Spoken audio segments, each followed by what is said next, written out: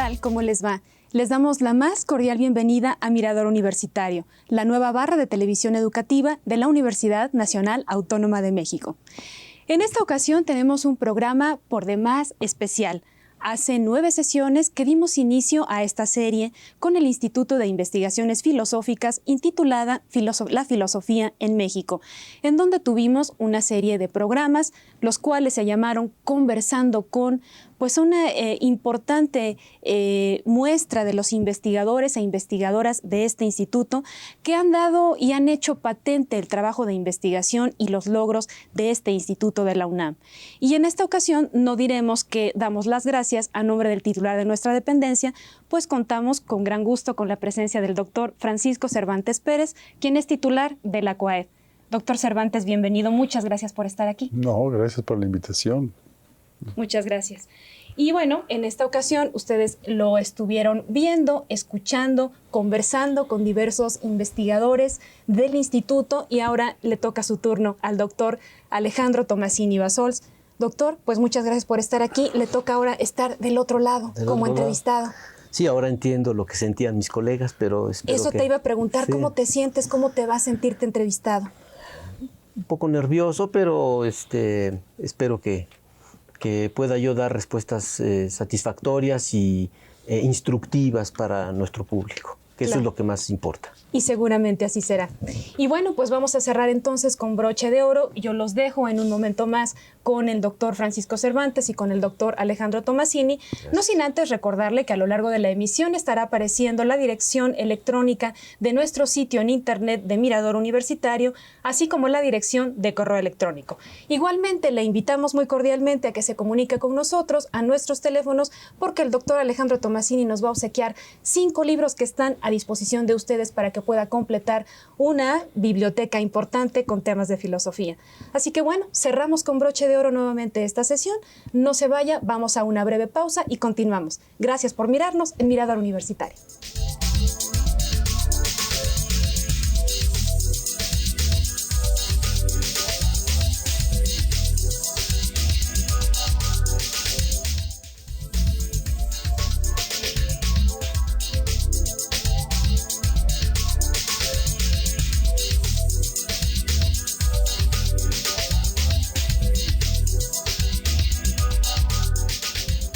Bueno, ya estamos de regreso. Vamos a dar inicio a esta 10ª sesión de la serie Filosofía en México, conversando con el doctor Alejandro Tomasini, quien ha llevado la serie desde el inicio hasta estos momentos. Y siguiendo un poco el formato que has establecido con tus invitados, me gustaría respetarlo para que sigamos. Entonces, ¿por qué no nos platicas cómo fue que te interesaste en la filosofía? Bueno, un poco por casualidad, no sé. Yo tuve el privilegio, digamos, de haber estudiado la secundaria, aparte de la secundaria y la preparatoria en Francia, en donde mi papá nos internó en un lugar muy bonito. Y al regresar a México, terminé mis 2 últimos años de prepa en el Liceo Franco-Mexicano. Yo estaba en la sección de economía, que me causaba muchos dolores de cabeza, sobre todo por las matemáticas que daban en el liceo, que eran fuertes. Pero en el último año tuve un profesor que se llamaba Jacques Rueff, que daba filosofía, y con él teníamos 3 horas a la semana o 4, no me acuerdo. Y yo desde la primera o segunda sesión dije, esto es lo que a mí me interesa realmente. O sea que como todo joven te inspiraste en algún profesor. Sí, y por los temas que se trataban allí. Entonces entré a la Facultad de Filosofía, aquí de la UNAM, en donde cursé mi carrera, hice mi licenciatura y obtuve mi grado con una tesis sobre Bertrand Russell, sobre el pensamiento político de Russell. Después obtuve una beca y me fui a la República Popular de Polonia, así se llamaba en aquellos tiempos, en donde después de una estancia como de 5 años saqué un doctorado con una tesis sobre Bertrand Russell, sobre su atomismo lógico.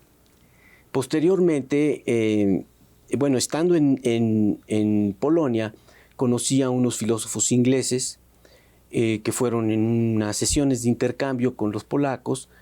Me escribí con uno, me carteé con uno, le mandé trabajos, me aceptaron entonces en la Universidad de Oxford, en donde obtuve una maestría, que es Master of Letters, también en filosofía y también con una tesis sobre Russell, nada más que con un giro diferente. Bueno, quiero decir que no lo digo por jactarme, sino porque es un hecho.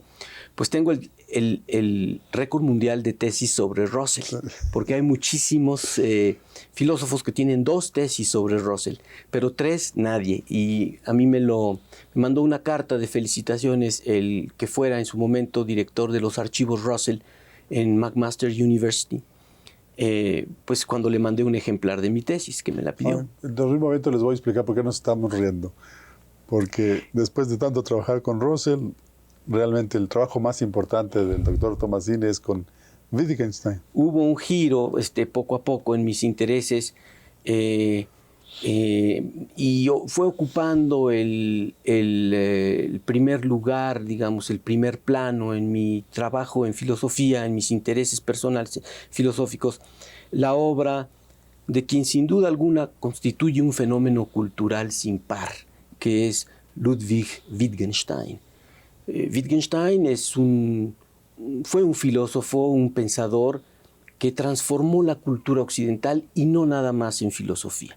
Le dio un giro tan radical al quehacer filosófico y dijo tantas cosas importantes para la antropología, las matemáticas, la lógica, las ciencias, la teoría del conocimiento, en fin, el lenguaje, que realmente revolucionó el pensamiento del siglo XX. Entonces era muy difícil sustraerse de una u otra manera al impacto cultural de Wittgenstein y yo me fui adentrando cada vez más en eso, cada vez me pareció pues más apasionante, más deslumbrante, más brillante, más convincente. Eso tiene sus implicaciones, como estoy seguro irán saliendo poco a poco. Así es. No, incluso déjenme comentarles que la obra más reciente del doctor Tomasini es sobre filosofía analítica, en donde él nos ofrece un panorama desde sus orígenes hasta el trabajo que a él le parece el más apasionante, que es el de Wittgenstein. Entonces, ¿por qué no nos platicas qué es la filosofía analítica? Sí, bueno, la filosofía se compone de escuelas, tradiciones, tendencias, y hay toda una variedad. Hay fenomenalistas, fenomenólogos, empiristas, marxistas, tomistas, etc. La filosofía analítica es una corriente de pensamiento que se caracteriza por varios rasgos, yo diría 2 en particular. Uno, que es la filosofía que le concede prioridad a la filosofía del lenguaje. De hecho, es la filosofía que surge propiamente hablando con la filosofía del lenguaje. Y si quieres luego explicamos lo que es la filosofía del lenguaje.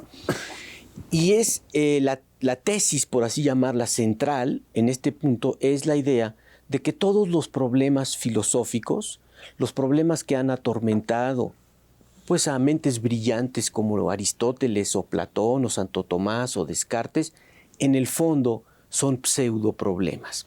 Pseudoproblemas originados por incomprensiones, en analogías, en similitudes de nuestras formas de hablar. Para dar un ejemplo, pensamos que cuando digo eso es anaranjado, esto es verde, le estoy adjudicando una propiedad a un objeto particular. Pero si digo esto es bonito, esto es feo, pues si sigo el mismo modelo voy a estar atribuyéndole a algo una propiedad moral o una propiedad estética. Pero resulta que las propiedades físicas son reales, podemos medirlas, calcularlas, pero las propiedades morales ya son diferentes. Entonces, si no me fijo en lo que hago con estas expresiones, pues termino postulando propiedades muy extrañas y mundos muy extraños. O, por ejemplo, voy a dar un caso que es mucho más común. La gente se despierta y dice, soñé tal cosa, habla en pasado. Y entonces da la impresión de que nos cuenta su sueño y que nos está narrando algo que le pasó mientras estaba dormido. Pero si nosotros nos fijamos en la lógica del discurso onírico, nos vamos a dar cuenta de que no pudo haber estado contándonos una experiencia, porque la gente no tiene experiencias cuando está profundamente dormida, o por lo menos no se acuerda de ellas. Entonces resulta que el lenguaje del sueño no es como el lenguaje de la vigilia, y que lo peor que podemos hacer es interpretar uno con el modelo del otro. Pero así como pasa con las propiedades y con el sueño y con pasa con muchísimas otras cosas. Entonces resulta que cuando nosotros nos planteamos el problema de qué son los sueños y qué percibí cuando el sueño y cómo es que recuerdo un sueño y cosas por el estilo, eran problemas que surgían porque estábamos equiparando las formas de hablar relacionadas con el sueño con las formas de hablar del recuerdo, por ejemplo.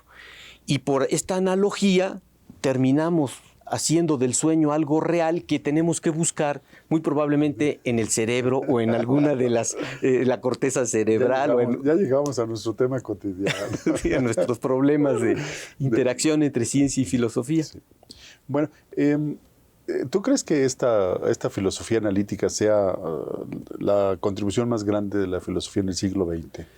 Sí, yo creo que la filosofía analítica fue la filosofía más viva, que mejor impulsó el pensamiento en el siglo XX. Pero, por muy atractiva que sea, está sometida a los mismos procesos de caducidad a la que están sometidos todos los objetos del universo.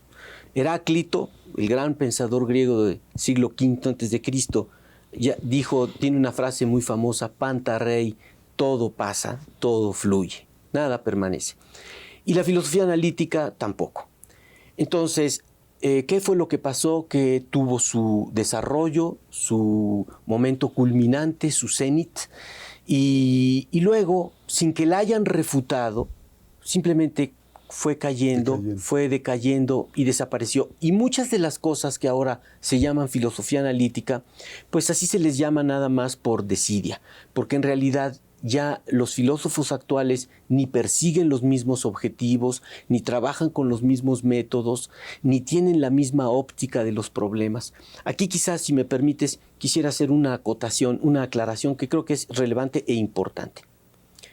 La filosofía analítica se distingue de todas las demás escuelas filosóficas por el hecho de que en todas estas escuelas sus adeptos partidarios, los que trabajan en ellas, están convencidos de que en filosofía hay problemas tan genuinos, tan reales, como en la ciencia. Y que de lo que se trata es de enfrentar estos problemas y de resolverlos por medio de teorías. Claro, las teorías filosóficas son más abstractas, no se prestan al manejo que se prestan las teorías científicas, pero tenemos de igual modo problemas y teorías. La filosofía analítica, y muy en particular en la variante austiniana, wittgensteiniana, reemplazó ese modelo con otro, con el modelo pseudo-problema disolución. A diferencia de lo que pasa en ciencia, que tenemos problemas que debemos poder resolver porque hay métodos empíricos, métodos de cálculo, métodos de razonamiento en los cuales hay acuerdo generalizado, en filosofía lo que hay son confusiones, errores, interpretaciones, y eso no se resuelve. Lo que hay que hacer es analizarlo y disolverlo. Ahora, esta labor de disolución es algo muy difícil de efectuar, requiere de una técnica, de un ejercicio constante, pero, digamos, en última instancia, todos los que trabajamos en filosofía, lo queramos o no, ahora nos vemos ante esta encrucijada. ¿Somos filósofos tradicionales o somos filósofos analíticos? Es decir, creemos que hay problemas reales en filosofía, que no son problemas científicos, pero que son problemas genuinos, y entonces hay que especular y construir alguna teoría para resolverlos. O más bien creemos que el lenguaje nos engañó, que el simbolismo nos engatusó, y que lo que tenemos que hacer es investigar las formas de expresarnos, las formas de trabajar con el lenguaje en el contexto que sea.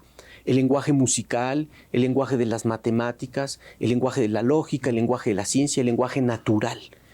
Y entonces, bueno, aquí no hay manera de eludir ese dilema, ¿no? Pero incluso tiene una característica muy interesante, porque cuando haces eso, las teorías que desarrollaron son teorías formales. Los filósofos analíticos. En realidad, por ejemplo, en tu obra se lee sobre las teorías formales utilizadas por Wittgenstein para estudiar el lenguaje, que después vamos a ver más adelante que es la base que da origen incluso a otras áreas como la que yo conozco, que es la de las ciencias de la computación. Sí. Entonces, ¿por qué no nos platicas de qué manera estas teorías formales realmente permiten hacer un desglose de estos pseudoproblemas? Sí, bueno, muy rápidamente lo que pasó fue que en el siglo XIX hubo una explosión de descubrimientos en matemáticas y de resultados matemáticos. Pero esta explosión fue tan grande y tan caótica que llegó un momento en que no se sabía si había una prueba o no había una demostración genuina. Había pruebas, pero luego al examinarlas, los matemáticos se daban cuenta de que se habían recurrido a principios que no eran aceptables, que había razonamientos falaces. Y entonces se presenta un pensador que decidido a poner orden en el mundo de los números. Ese pensador es Frege. Entonces Frege elabora un instrumental formal que le permite definir las nociones matemáticas y establecer ciertos principios para poder dejar en claro en cada caso concreto si es una demostración válida o no, si una determinada ecuación, el desarrollo de una ecuación, es un desarrollo aceptable o no. Este instrumental es la lógica formal, la lógica matemática. Entonces, como es un estudio sobre un simbolismo, en realidad es ya filosofía del lenguaje. Pero obviamente este instrumento de inmediato se aplica al lenguaje natural. Y entonces empiezan estas reflexiones con base en la lógica sobre el lenguaje natural. Era comprensible que en una primera instancia los estudios sobre el lenguaje fueran de carácter formal, porque tenían este impulso. Entonces, y desde luego que redundaron en beneficio de muchísimas ciencias, porque nos permitieron tener una visión esquemática, pero muy clara, de la estructura del lenguaje.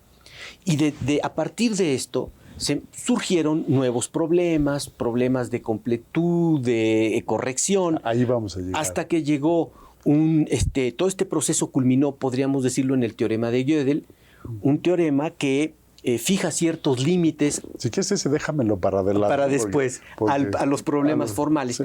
Pero lo interesante es que los filósofos analíticos se dieron cuenta de que las teorías formales, aunque eran indispensables, no eran todo el asunto. Y había que reenfocar las baterías hacia cuestiones de aplicación de signos. Y eso ya le dio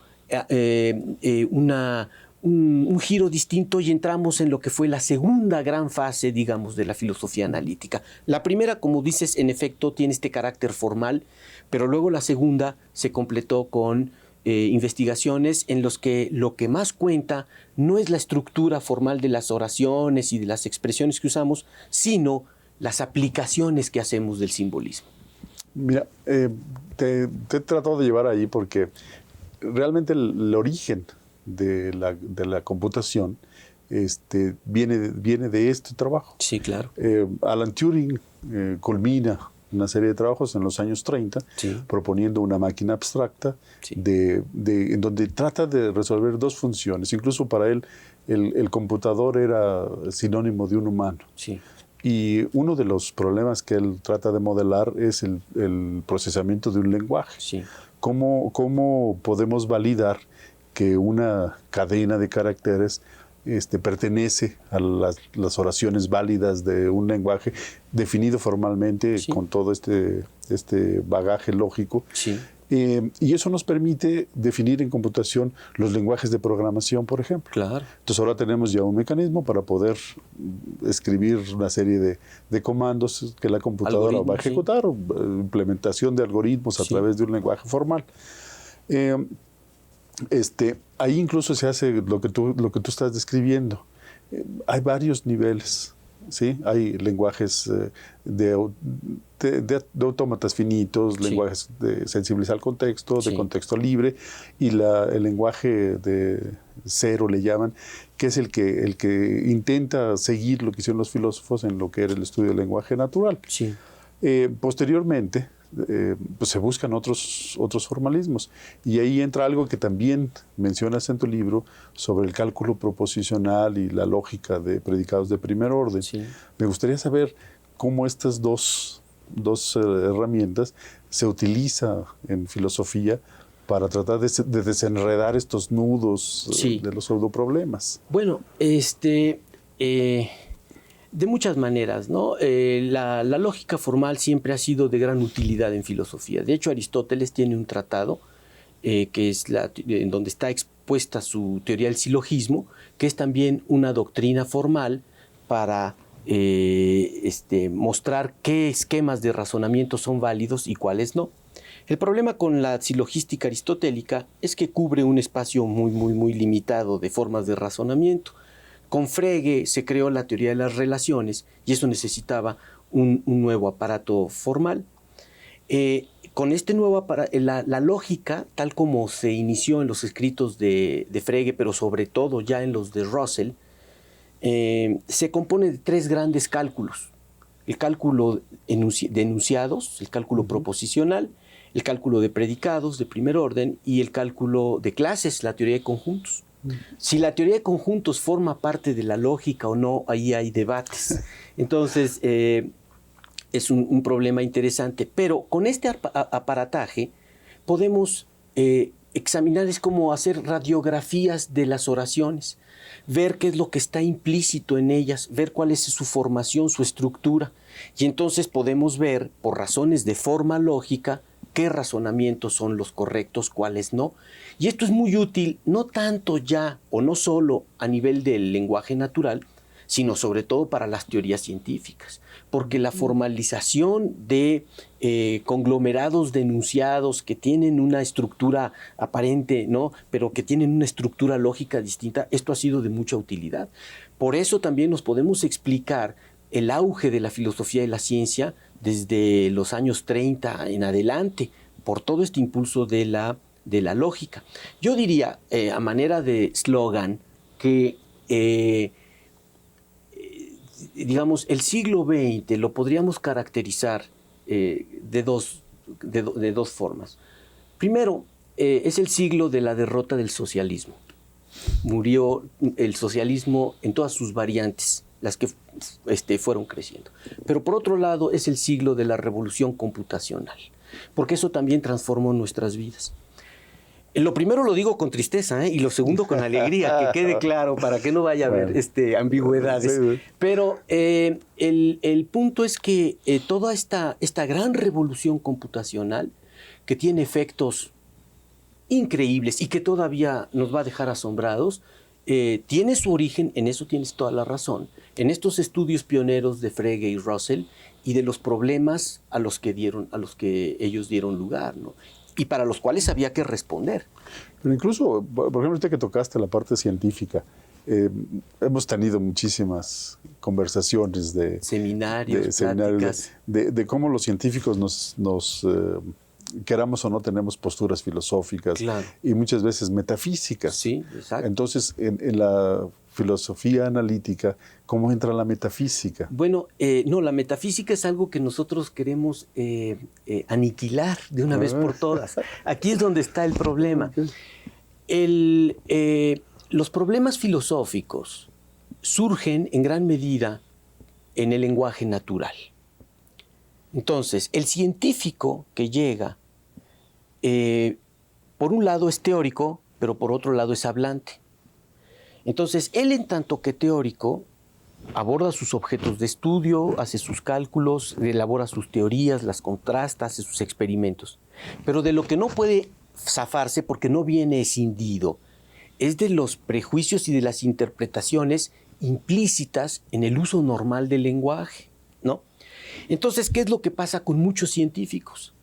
Que son grandes científicos, pero también grandes filósofos, en el sentido de que crean problemas filosóficos y para los cuales ellos no están protegidos.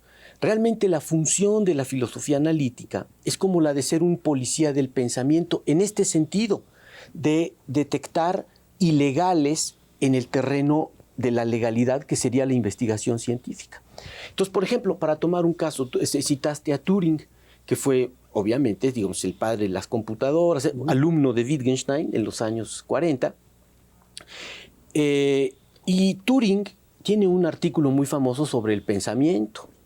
Entonces, ¿qué es lo que él hace? Por un lado, realiza un trabajo incuestionable, científico. Pero por otro lado, le pone una interpretación filosófica. Entonces, esa interpretación filosófica, él quiere verla como la natural de su trabajo científico. Mi tarea como filósofo analítico consiste en tratar de deslindar esas dos cosas y en hacerle ver que su trabajo científico no lo compromete con una visión filosófica particular. Y que lo que tenemos que hacer es ver qué es lo que, por así decirlo, su propio trabajo revela o nos dice, pero sin que le pongamos una interpretación. Ahí es donde está la dificultad. Incluso eso nos llevó a algo que históricamente yo creo que es una mala concepción de la computadora. El trabajo de Turing, integrado con trabajo de otros investigadores, ingenieros que estudiaban mecanismos de servocontrol, y de un psicólogo cognitivista, Craig, llevan a Norbert Wiener a proponer su concepto de cibernética. Sí, claro. ¿Sí? En donde realmente lo que él buscaba era cómo el estudio de los sistemas biológicos nos permitiría construir máquinas más eficientes. Sí. Y la construcción de máquinas más eficientes nos permitiría hacer estudios que no podríamos hacer en los sistemas biológicos, pero que nos ayudarían a tratar de entender un poco mejor el funcionamiento de los sistemas biológicos. Sí. Y entonces por eso estudia el control y las comunicaciones en máquinas y en seres vivos. Sí. Después, cuando se trata de un brazo mecánico, no tenemos problema. Cuando se trata de un riñón artificial, tampoco. Sí. Pero cuando se trata de hacer un sistema artificial que emule el funcionamiento del cerebro, empezamos a tener muchísimas confusiones filosóficas. Sí. Al grado de que un poco el planteamiento de Wiener era: entendamos bien el sistema biológico, inspirémonos en él y construyamos las máquinas. Sí. Entonces se intenta hacer eso. Incluso Turing escribe un artículo sobre la prueba de Turing, Sí. en donde lo que él intentaba era definir un método para poder concluir si una máquina podría tener comportamientos inteligentes. Responder, sí, ¿sí? es cierto. En la mitad de los años 50, Sí. hay una reunión en Dartmouth, y todos aquellos dedicados a construir este tipo de máquinas se dan cuenta que el avance o la velocidad a la que avanzan los neurocientíficos pues van a una escala de tiempo muy lenta. Sí. Entonces iban a morir todos y no iban a poder entender cómo funciona el sistema biológico. Y entonces agarran toda esta concepción filosófica de Turing de que la computadora en algunos tipos de actividades es un buen modelo de cómo funciona el cerebro. Sí. Y luego cuando lo integras con el trabajo de Craig, de la parte de psicología cognitiva, Sí. entonces también era un buen modelo de procesos mentales. Sí. Entonces resulta que tenemos la computadora, que Sí. puedes programarla para hacer cuestiones corporales, Mecánicas.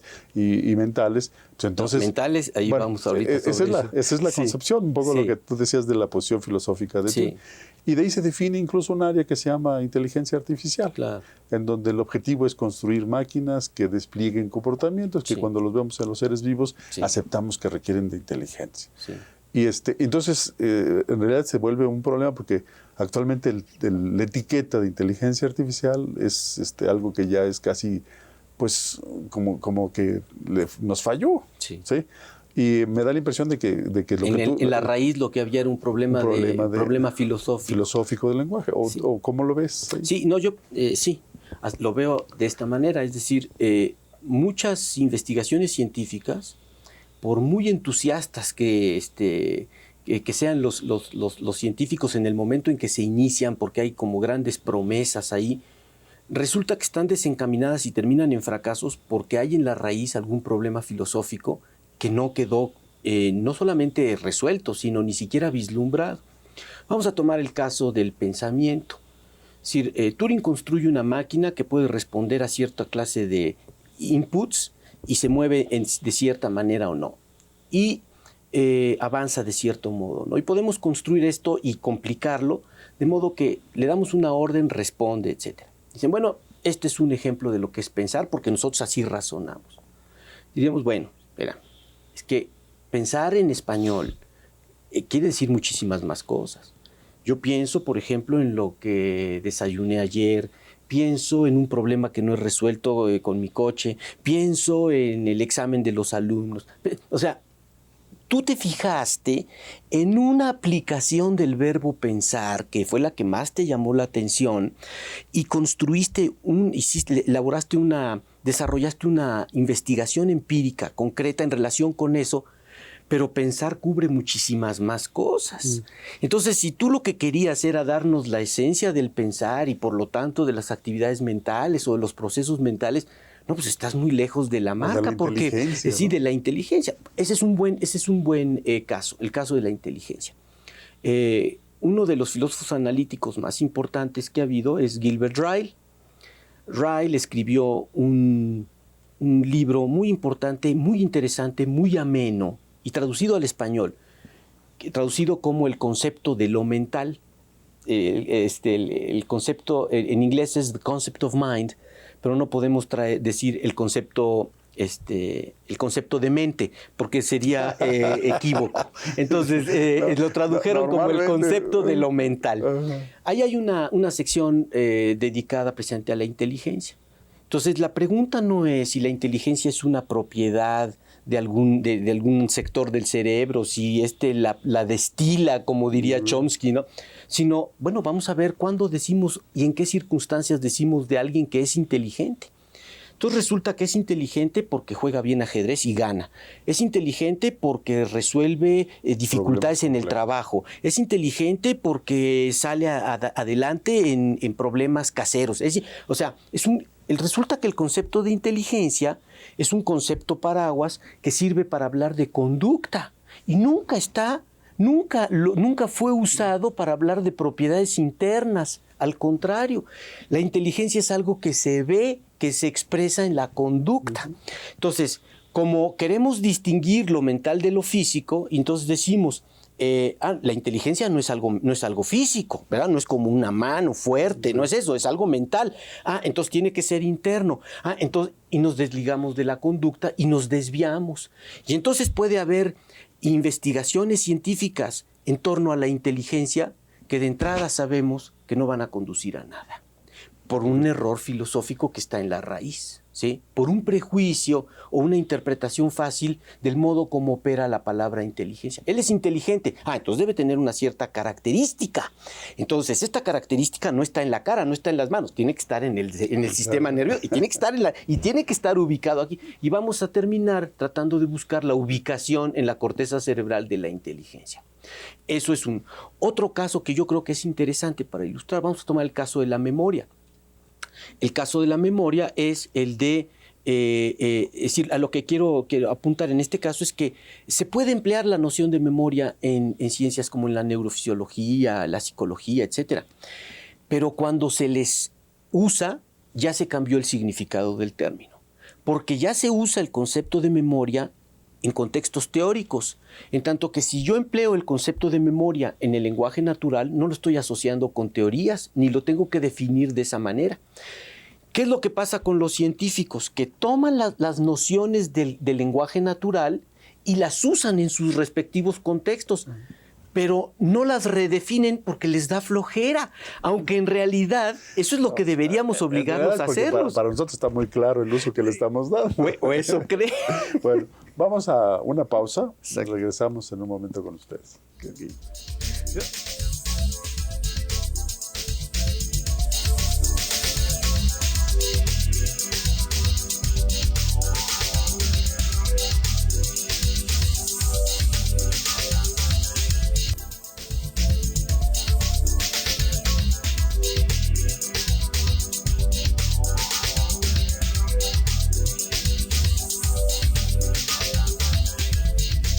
Bueno, ya estamos de regreso aquí en Conversando con el doctor Alejandro Tomasini. Alejandro, nos quedamos en esta parte de cómo los científicos, queramos o no, tenemos problemas filosóficos que incrustamos en nuestras interpretaciones, y muchas veces eso nos lleva a discusiones en la interpretación, olvidándonos de lo que es nuestro trabajo, que es los datos. No, que y generamos. sobre todo llevándolos a veces por senderos que no van a conducir a nada. Se hacen inversiones, se hacen experimentos y luego resulta que no funcionan. Si me permites un ejemplo rápido. Si nosotros interpretamos mediante una metáfora la idea de pensamiento como la de algo que se puede transmitir, porque tenemos la idea de mente como una especie de órgano radar que puede lanzar ondas, que son los pensamientos. Pues yo puedo organizar un experimento en submarinos y aviones para ver si alguien que está aquí puede transmitirle un pensamiento al que está allá. Eso cuesta millones y sabemos de entrada que no va a resultar nada de allí. Entonces, una idea filosófica puede ser muy costosa y puede, sobre todo, hacer estéril años de investigación, ¿no? Incluso ahorita tenemos un proyecto que estamos tratando de echar a andar, en donde lo que quisiéramos identificar es patrones de actividad cerebral que tengan correlación con acciones. Por ejemplo, mover tu pierna derecha y ver si podemos identificar en el patrón del electroencefalograma cuando movemos corresponde a eso. De tal forma que podamos generar una especie de lenguaje cerebral de comandos, en donde un parapléjico pudiera si se le estimula de cierta manera la corteza, mover la pierna. Sí, o incluso que él sí puede pensar en mover la pierna, y como si ejecutara la acción. Y entonces nosotros conectar un actuador para que su silla de ruedas se mueva hacia adelante, ¿sí? Entonces, un poco lo que tú dices de montarlo a alguien en un avión y que con patrones de actividad cerebral pueda controlar cosas a distancia y así. Si nos quedamos en el mecanismo que se activa y podemos activar otro mecanismo, estamos bien. Ahora, si empezamos a discutir sobre que controlamos el avión con pensamiento o la silla con pensamiento, es donde nos metemos en problemas. Ya nos desviamos por completo. Sí. Ahora, mucho de mis discusiones con mis colegas científicos a veces arrastra pues las creencias. Sí. Si tiene cierta religión o no. Sí. Entonces me gustaría un poco que nos platicaras sobre la religión, cómo se introduce en este ambiente. Bueno, mencionaste una noción fundamental que es la de creencia. Entonces, si nosotros intuitivamente le preguntamos a alguien ¿qué es una creencia? Así, esta clase de preguntas que nos desconciertan y que no sabemos cómo abordarlas, pues la gente muy probablemente hará algo como esto. Una creencia sí es algo que yo tengo aquí, ¿no? Está indicando que no sabe cómo explicarlo. Necesitamos una técnica para dar cuenta de eso. Entonces, yo creo que Wittgenstein nos la da. Vamos a examinar el concepto de creencia, es decir, cómo se aplica. ¿Y cómo se aplica? Bueno, se aplica a través del uso de los verbos. Yo creo, él cree. ¿Cuándo decimos de alguien que él cree que va a llover? Bueno, porque tenemos toda una serie de lo que Wittgenstein llama criterios. Estaba en su casa, pero al salir tomó el paraguas y se puso el impermeable. Estaba nublado, era la época de lluvias. Entonces hay un contexto en el que el ser humano actúa y ese contexto me permite decir cosas. Yo no puedo entender lo que es la creencia al margen del contexto. Entonces, él cree que va a llover, yo lo digo porque entiendo su conducta que es significativa y no puramente mecánica. ¿Y por qué es significativa? Porque está inmersa en un contexto.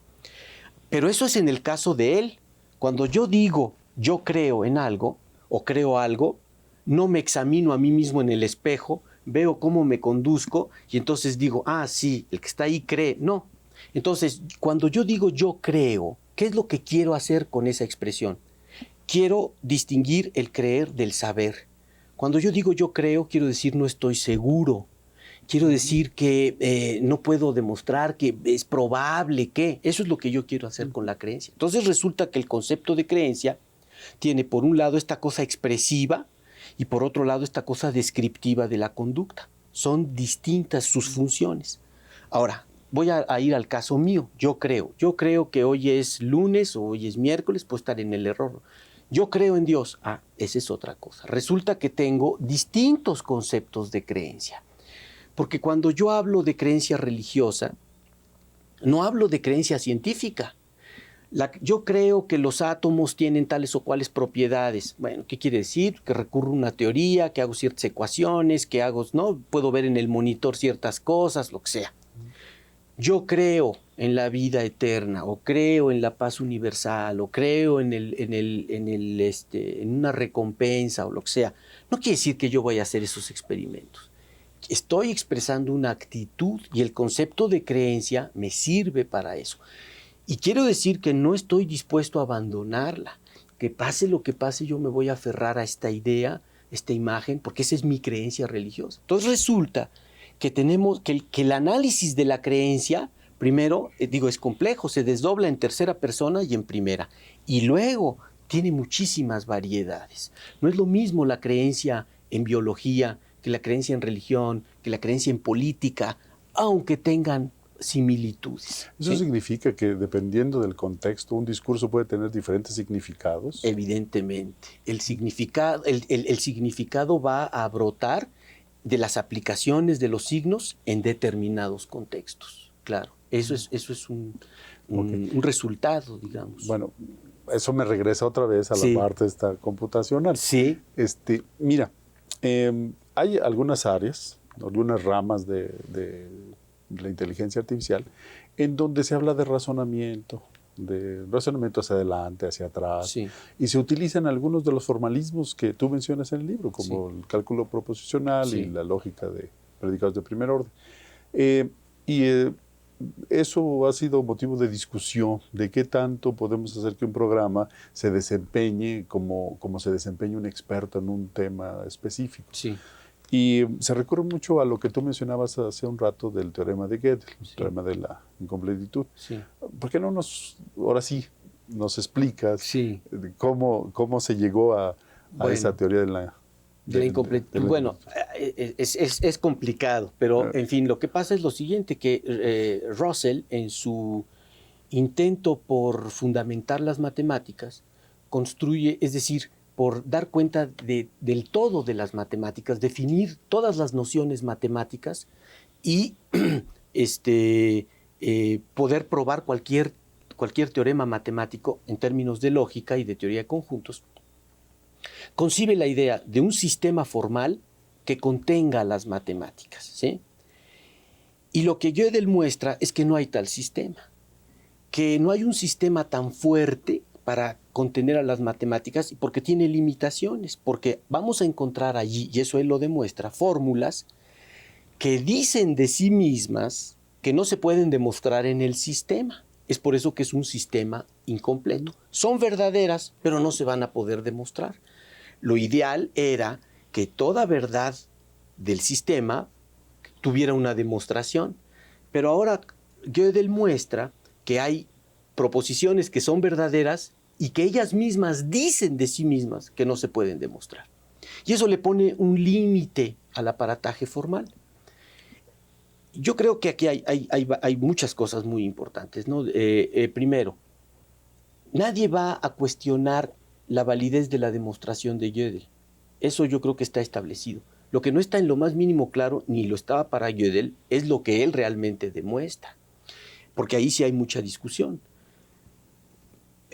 Uno de los problemas centrales es el de la autorreferencia, ¿sí? Gödel está encontrando una forma de autorreferirse que tiene una fórmula que a él le parece que es válida y que no presenta problemas. Y este fenómeno de la autorreferencia es mucho más complejo de lo que Gödel mismo pudo haber visto. Entonces no cuestionamos el resultado formal. El problema es qué es lo que está diciendo. El problema de la autorreferencia, digamos, lo podemos decir así. Cuando yo empleo una proposición cualquiera, está lloviendo, hoy es martes, eso es rojo, esa expresión me sirve para referirme a otra cosa. Pero resulta que supuestamente puede haber proposiciones que sirven no para referirse a otra cosa, sino para lo que ellas mismas dicen. Y eso es algo que ya es cuestionable, yo no sé si sea comprensible. El ejemplo clásico es esta proposición, la proposición que estoy construyendo tiene 8 palabras, ¿no? La proposición que estoy construyendo tiene 8 palabras. Esa proposición aparentemente habla sobre sí misma. Pero ¿cuál es esa proposición? Porque nunca nos la dieron. Aparentemente es la proposición que enuncié, pero resulta que eso no es el caso. Ahí hay muchos engaños. Entonces, el problema con Gödel no es su demostración formal, que eso es incuestionable. De hecho, a mí me parece, como intuición personal, que lo que él mostró fue que hay una nueva forma de demostración, que no son las usuales, las clásicas. Eso es lo que, realmente parte de lo que él hace. Ahora, yo creo que lo normal sería entender que en ese nuevo contexto que él crea, pues le da un nuevo significado a muchas de las nociones que están siendo usadas en contextos previos a lo que él había inventado. Y que quizá la noción de autorreferencia, bueno, necesita reexaminarse a la luz de su resultado, muchas otras cosas. Aquí el peligro a evitar es el de que un resultado científico establecido o matemático habla por sí mismo, porque no. Eso es lo que yo creo que no es el caso, ¿sí? Un resultado siempre va a requerir de una interpretación. Y ahí es donde, inclusive el que lo descubrió, se puede equivocar por completo, ¿no? A todos nos ha servido en computación. Incluso hay funciones que dentro de un programa se llaman a sí mismas y se ejecutan. Sí. O sea, la parte de autorreferencia. Sí. Bueno, hemos hecho énfasis en esta última obra del doctor Tomasini, pero déjenme comentarles que el doctor Tomasini ha escrito una pues ya serie amplia de libros en diferentes temas filosóficos. ¿Qué número es? ¿El 13º? Creo que el 13 o 14, ya ni me acuerdo. Hay algunas compilaciones, pero bueno, hay algunos Entonces, los invitamos a consultar los libros porque hablan, así como hemos hablado de religión, de ciencia, de todos estos temas ligados a la filosofía, en esas obras ustedes van a encontrar descripciones mucho más detalladas. Alejandro, hay una parte que me gustó mucho de cómo has ido armando tu exposición. Sí. Y es que has hablado como de diferentes formas de hacer filosofía. Sí. Y eso me gustaría ver si lo puedes como integrar y explicarle a los jóvenes que quisieran estudiar filosofía, sí, cómo se debe estudiar la filosofía en la actualidad.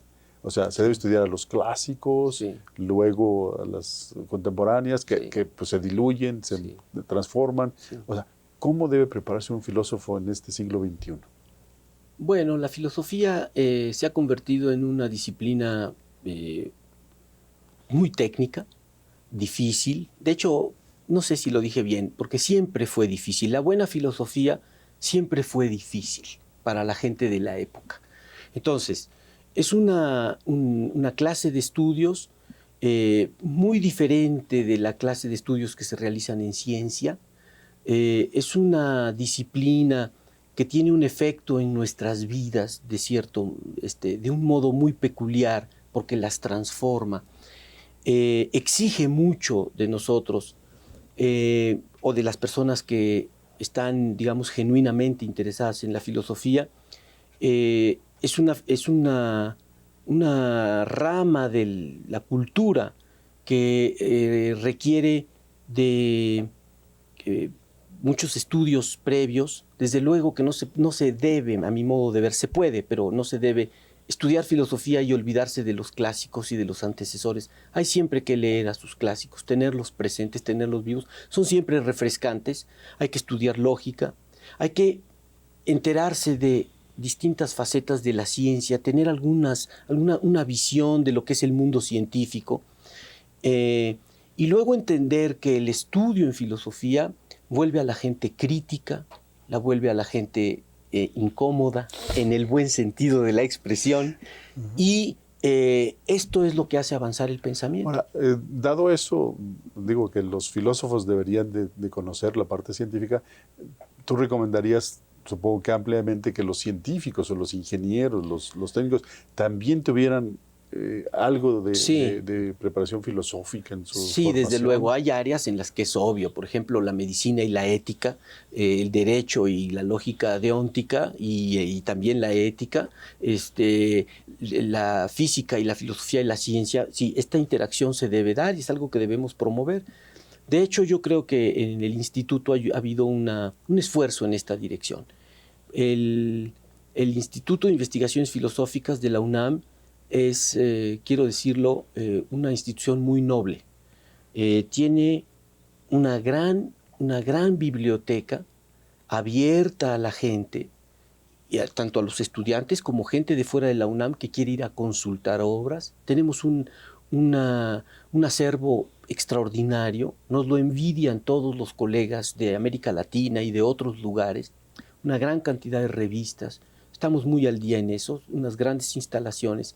Yo creo que parte de nuestra obligación y de nuestra respuesta a esas facilidades que se nos dan, pues es con este trabajo y en parte, en gran medida, el trabajo de interacción con los científicos. Yo en lo personal, con quienes más he trabajado ha sido con psicólogos y muy en particular, por razones que creo que emanan de lo que he dicho, con los conductistas que han sido mis amigos teóricos, por así decirlo. Conejillos de India. No, conejillos de India los cognitivistas. Trabajé con los grupos, distintos grupos que organizó el doctor Emilio Rives, un gran psicólogo experimental. Y bueno, yo creo que esto otros filósofos, otros miembros del instituto lo pueden hacer con científicos de sus respectivas áreas de interés. De hecho, en la UNAM, en el instituto, hay una corriente de filosofía de la ciencia, hay gente que trabaja en eso, y yo creo que esto es algo que se debe promover y deben saber que existe para que se renueven los vínculos con los científicos. Perfecto, me están indicando que se nos acaba el tiempo y no quisiera concluir este programa sin agradecerte el que nos hayas hecho el honor de participar en esta serie, que se queda como una serie atractiva, que por llamadas que hemos recibido y por comentarios que hemos recibido en la coordinación, esperamos que sea el preludio de otras series en donde la comunidad universitaria y el público en general conozca la riqueza que tiene el Instituto de Investigaciones Filosóficas para ofrecer a esta comunidad. No, pues aquí quien debe agradecer todo soy yo por la recepción, y si los programas salieron bien, pues yo creo que se lo debemos fundamentalmente a los entrevistados. 90% de los colegas que estuvieron allá, básicamente, ¿sí? Ellos hicieron estos programas interesantes y de utilidad al público en general.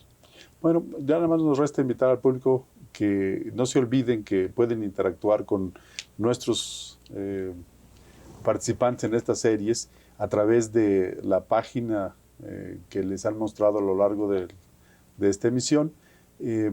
Pueden enviarles correos electrónicos, ellos amablemente han accedido a contestar y a interactuar con todos los que así lo soliciten. Y pues muchas gracias y los esperamos en las siguientes series de Mirador Universitario. Gracias.